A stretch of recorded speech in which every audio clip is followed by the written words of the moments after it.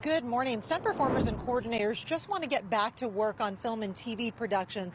But this morning, they are going to be joining writers and actors on the picket lines outside the studios, showing their solidarity. They're not the only ones hoping the strike will get resolved soon. A spokesperson for Governor Newsom says he is deeply concerned about the impact a prolonged strike could have on the regional and state economy.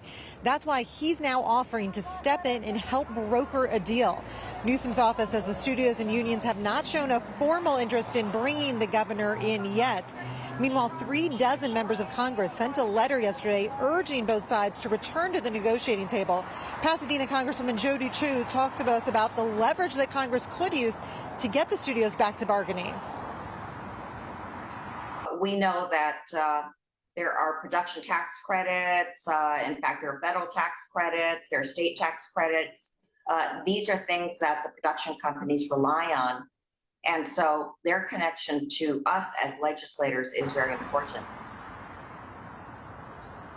Now, as for the stunt performers who are going to be coming out today, they are having what they call a motorcycle brigade, but they say they're going to follow the rules of the road.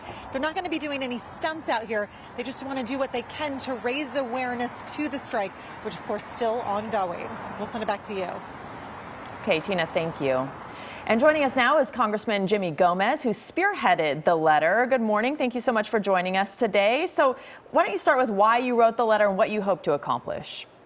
Well, I wrote the letter. Hi, good morning. I wrote the letter in order to send a message to the studios that Congress is watching and we're listening. And we want them to engage in good faith negotiations to resolve this strike. Making comments like they're going to bankrupt the workers so that they lose their apartments, that's unacceptable. Trimming trees so they don't have shade, so they stop picketing, that's not acceptable. We want people to go back to the negotiating table. The studios address the concerns of the Writers and the Screen Actors Guild in order to resolve the strike in a fair and judicious manner. And we need to get them back to work as soon as possible. It hurts not just the workers, the studios, it also hurts the regional economy. Well, Ruta Bay and I have talked about this. There's been several instances where we've been surprised at the economic impact in various industries that you don't even think about. I was recently at the dentist where they said people aren't getting work done because they can't afford to pay their dental bill, which you wouldn't ever think of. So it does have real impacts on the entire economy. Can you, yourself as a congressman, force these two sides to come to the table? We can't force them, but one of the things that I've always known is public pressure, people having a focus on what's going on, calling out studios or corporations when they misbehave. That does encourage them to go to the table. One of the things that I want them to know, because I worked for the labor union movement before I ever got elected to office, is that when they do acts like that, when they say things like that, they just make the movement more unified. So, and it causes people to not have trust that they're going to negotiate in good faith. So, but this does work, and there's been time and time again where elected officials have gotten involved to get people back to the negotiating table and resolve the issues.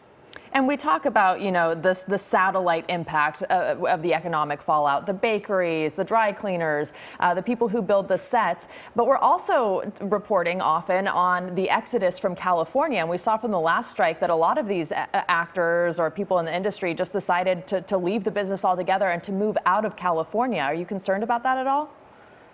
What I'm concerned about is that you're going to have a profession that used to be good middle-class jobs because of the unions, IATSE, Writers Guild, as well as the Screen Actors, that they're going to be have jobs that no longer support living in LA. LA is an expensive place to live. And, you know, undermining their ability to make a living, that's a big deal, and that's why they tend to leave. So I do have concerns. But I was also a state assembly member where we passed the film and television tax credit to help boost up the industry.